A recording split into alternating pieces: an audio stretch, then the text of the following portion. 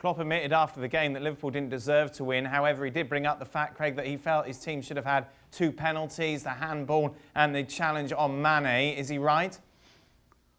Don't think so, no. Try to think back. The challenge on Mane was by Walker-Peters, where he kind of leaned into him a little bit, and then Mane then leaned back into him. There was nowhere near enough. The handball, I mean, my goodness, if we're given... I mean, the arm was down by the side, and the arm was out a little bit, but then the shot was from such close quarters that I personally don't think it was. And, you know, so he did think his team deserved to win. I mean, it's just hypocritical. But we didn't deserve to win, but we should have had 2 penalties. Well, if you think you should have had 2 penalties, then you probably deserve to win, because the chances are you would have scored. I mean, he's just going to have to look in rather than look out here. He's going to have to shake his squad up. Whether they do anything in the window remains to be seen. I'll go back to that old point, though. When the front three is not operating and when they need something different, they haven't got it off the bench. They haven't got somebody like Hutchison at the back post, comes in, puts their head on it. Nothing wrong with that, you know, when there's no other space and all these guys have got...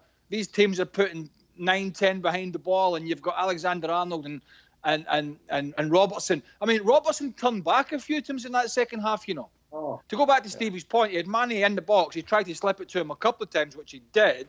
But on 2 or 3 occasions, and he was in a position to whip it in, he turned back. They went out to Thiago, they went back to Fabinho, they went back out the other side, but with no real pace, and it just gave Southampton a chance to organise. Listen, this league is really up for grabs because, as I said, I think it was yesterday or Saturday, that Liverpool in particular are not doing what they did last year. I mean, that's just quite obvious, and that's given the rest of the runners and riders a chance. Penalties, Stevie? I wouldn't have given the Mane challenge with Walker-Peters. I thought exactly what Craig did. It was, you know, both of them were just coming together, and he went down. However, I would have given the penalty, and the reason I would have given the penalty is because, in my opinion, Stevens is 5 yards away from the shot. And he's turning his body round. I think his arm is slightly away from his body. It hits him right in the hand. It's gone towards goal. So for that reason, I would actually have given it. Don, you feel that the Premier League in general have somewhat diluted the handball restrictions. I think at the start of the season that would have been given. Was it right not to be given this time, do you feel? Yeah, 100%. I disagree with Stevie. I thought Jack Stevens had his hands sort of quite low. Even though the shot was taken from a little bit of distance, it wasn't a penalty. I didn't think the Pogba one was a penalty the other day, and I didn't think Sadio Mane's was a penalty neither. Both identical sort of scenarios, if you like, both players getting clipped or clipping each other or clipping the defenders. And I think the referee made the right call tonight on both occasions. And I didn't think Pogba's was a penalty when he caught the back of Douglas Luiz's calf. So, yeah, I think what we're asking for, and I think what social media is saying tonight, well, any chance of consistency. But for me, I think the referee, Andre Mariner, made the right calls tonight. That's interesting because, Stevie, you were on after the Paul Pogba penalty was awarded and you felt that it was. What was the difference between that challenge and the one we saw tonight? Well, the difference is that both parties are going towards each other. You know, the difference with Pogba's got nothing to do with Douglas Luiz. Douglas Luiz is behind Pogba.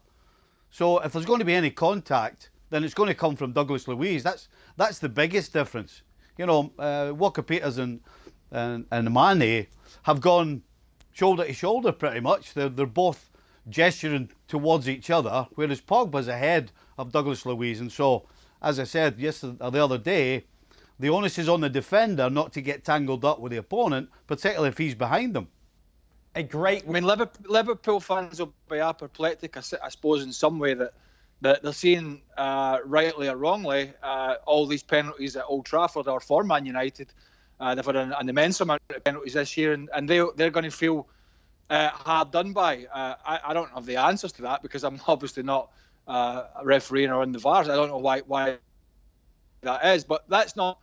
Let's not paper over the fact that that's not where they are. Where they are, the top of the league at the moment. But that's not why the league is so tight. That's not why they're all of a sudden beatable. That's not why they've lacked the intensity and the pace about the game. And in many ways, the awe that they carried last year, whenever they pitched up home and away, you were trembling because it could have been game over within 20 minutes.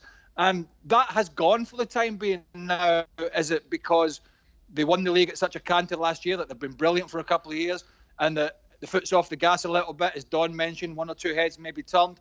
Wijnaldum's contract is up in the summer. Salah's talked about a move. Or is it the squad? Is it the COVID pandemic and the Van Dijk injury and other injuries? So what is it? We really don't know.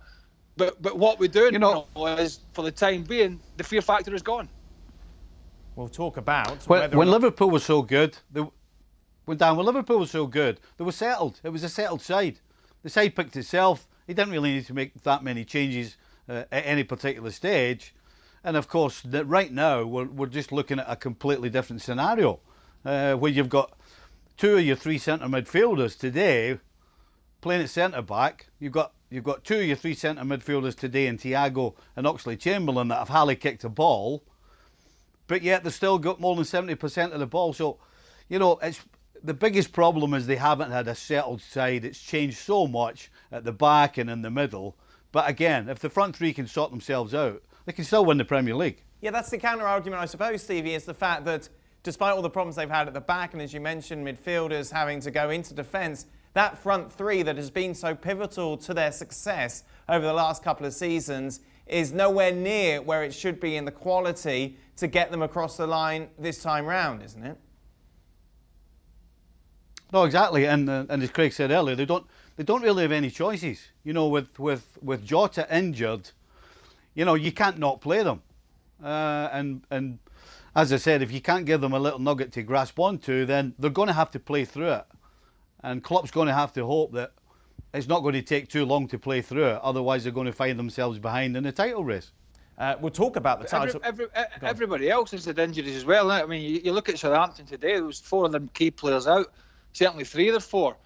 Redmond was out. Romeo was out, who's been a big player for them. Vestergaard was out, and Che Adams was out. So, we had, and it's all relative really to squad size and quality. So they had players out. We've seen City perform with a COVID hit squad and have had no Aguero for the bulk of the season. We've seen Man United having to make changes. Okay, but I think Bruno Fernandes has been a constant and been a big player for them. But I think everybody's had to deal with it. I just think Liverpool have lost a step, and everybody's having to figure out their squads and their injuries and all the problems that go with it, and Liverpool are just another team that's going to have to do that. But if I was Man City, I'd be licking my chops. I know United are in there, I know there's a few other teams in there, but if I was Man City, not just off the back of yesterday, but the fact that they're defending better, the fact that Aguero's still to come back, the fact that De Bruyne got his first goal from open play yesterday suggests that the best is yet to come from them. It's going to be tight, but if I was Man City, I would be licking my chops at the chance of being Premier League champions again. Well, thank you very much for watching ESPN on YouTube. For more sports highlights and analysis, be sure to download the ESPN app. And for live streaming, premium content, and let's not forget as well, ESPN FC 7 days a week. Subscribe to ESPN Plus.